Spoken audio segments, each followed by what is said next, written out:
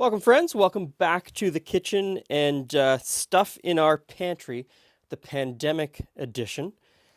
Today, we're going to make a really simple soup using things that are always in our pantry.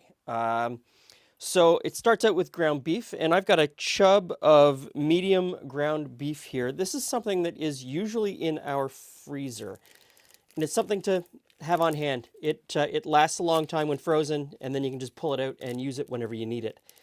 This is one of those times that we need it. So, into the pot. And of course, I'm going to wash my hands, although it'll be off camera so you won't see it. Now, this is a heavy soup pot, and you just want to break up the ground beef. And we want to fry this out until it's browned. Now, like I said, everything else that's on this counter is a staple that's either in our cupboard or our freezer or our refrigerator. It's mostly root vegetables, so carrots and onions keep really well in your fridge. We buy those in the fall, and we're still eating them now. Cabbage is the same thing. So this cabbage, carrots, and onions would have been picked 6 months ago, and that's just what you use when you have limited options. They store really well, and they're fairly nutritious, reasonably flavorful as well. The only thing fresh is the celery, and you don't necessarily need the celery. A great substitute would be celery root or celeriac. Again, it's a root, keeps really well in your fridge for a very long time. Now, if you're watching this in 2050 and you're wondering, what's this guy going on about? This is March 30th, 2020, and we're currently in the grips of a global event that is causing a lot of people to panic. A lot of grocery stores have been fraught with panic buying. And people are under lockdown orders. Either they're completely quarantined, or they're being asked to shelter in place, or they're being asked to social isolate or social distance themselves. Which essentially, stay in your house unless you absolutely have to go out. Now, Julie and I ran out of milk and eggs and a couple of other things that we absolutely had to get. So we went to the grocery store. And the grocery store close to our house was pretty well stocked again. Even though there'd been panic buying and, 2.5 weeks ago, the shelves were empty, they had been restocked. Now, not fully restocked. You maybe wouldn't find your preferred brand of something. So, of the 6 kinds of peanut butter on the shelf, there might have only been one brand stocked. You just have to make do. Pretty much it. Don't panic. Just carry on. It's going to be fine. It really is going to be fine eventually. So once the beef was browned, I threw in the carrot, onion, and celery. And we're just going to let that fry off a little bit till the onion and celery has softened. Next in is some tomato paste. Now, we always have tomato paste in our cupboard. It is a very versatile thing. It's used in a lot of dishes. And as well as having a couple cans in the pantry, there's always usually 2 or 3 part cans frozen in the freezer. I forget that I've got them open, use half the can, throw it in the freezer, and then, I open another one because I forget that I've got some open. So that one came out of the freezer, no clue how long it had been in there, still perfectly fine. You want to put that in and fry it off just a little bit. Tomato paste always benefits from some really high heat before you add the rest of the ingredients. Next in is the spicing. So, I've got 2 bay leaves. I'm going to throw those in. Always have those on hand. Cloves. I've got some ground clove. I've got some thyme and some marjoram. And I'm going to put in a little bit of salt at this point as well. Now, the spicing for this soup really is kind of a make-do at this point. I've put in, those are spices that I really like in this, but you can play around with any of the savory herbs and spices to get to the point you like. And if you live in Canada or the United States, you probably have a can of this. It might be a different brand. This is Clubhouse poultry seasoning. If you live in the United States, Clubhouse is sold as, I think, McCormick. Poultry seasoning is a great mix for this soup. So if you have this and you only pull it out at Thanksgiving, pull it out now and cook with it because it's a good mix. Next in is some chopped cabbage, and I use about 1/4 to 1/3 of a head of cabbage. And after that, I'm putting in some uncooked rice. Now, the amount of rice that you put in can vary depending on how much filler you want in your soup. And if you don't want to use rice, you could use pot barley or pearl barley. Those would go really well. Again, you just throw them in uncooked.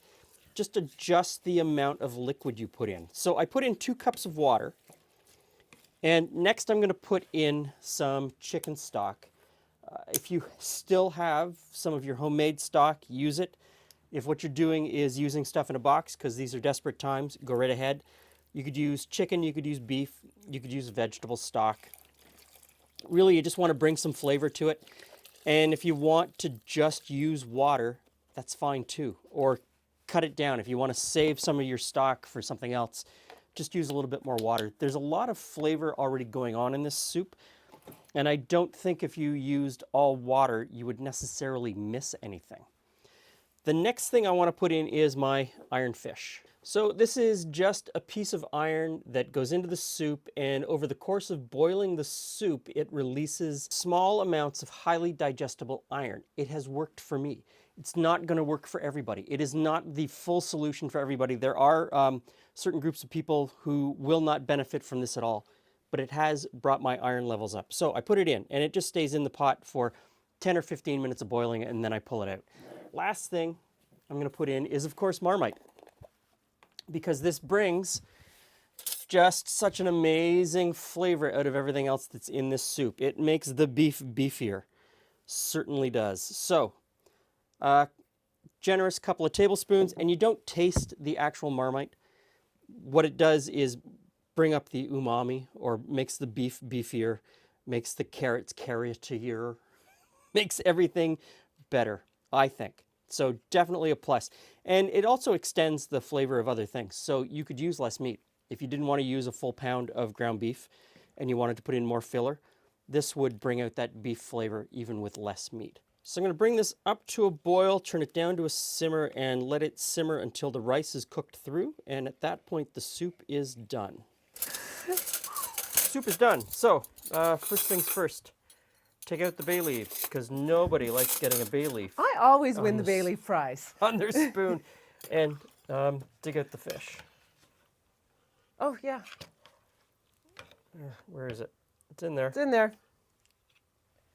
It's covered in vegetables. It's hot. Let me help you out there, Glen. Thank you. So it's hot. Tongs might have been wise. It's been in a pot of boiling soup. Okay, there we go. Whew. Now, like I said earlier, rice. If you don't want to put in rice, you could put in Pasta, potatoes. What do you got? Barley. Yeah, all kinds of other things. You might have to adjust the amount of liquid that you put in to account for. And so maybe it's soup and maybe it's stew. Maybe it's stew. You can, Thick or thin, which do you want? And, play with the root vegetables. There's all kinds of different things that you can do to play with this. Play with the spicing. Change it up a little bit. Have it with a slice of our no-knead bread. Some bread. Smells great. But it's hearty. It's hearty, and it's with stuff that keeps in your fridge for a very long time. So, and most people who cook at home have these as staples. Yeah, potatoes. I would think so, yeah. In the recipe, you'll see that I put in a clove of garlic. I didn't put any garlic in here because, well, we've planted it. We're now officially out because we planted all of it. We did not think far enough ahead to say, oh, you know what? We should save some to eat. So we'll be waiting till the, although the scapes are already coming up. The scapes have started coming up. Yeah. So we can always start just snipping some of those off because we've got a lot.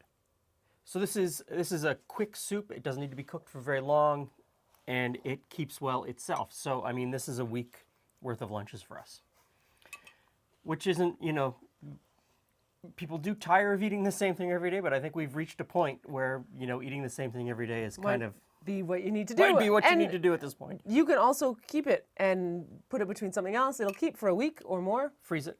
Freeze it. Put it in freezer containers, freeze it, and then pull them out 2 weeks from now when you've made another soup and you want to switch it up a little bit. So, thanks for stopping by. Stay well, stay healthy, stay safe. See you again soon.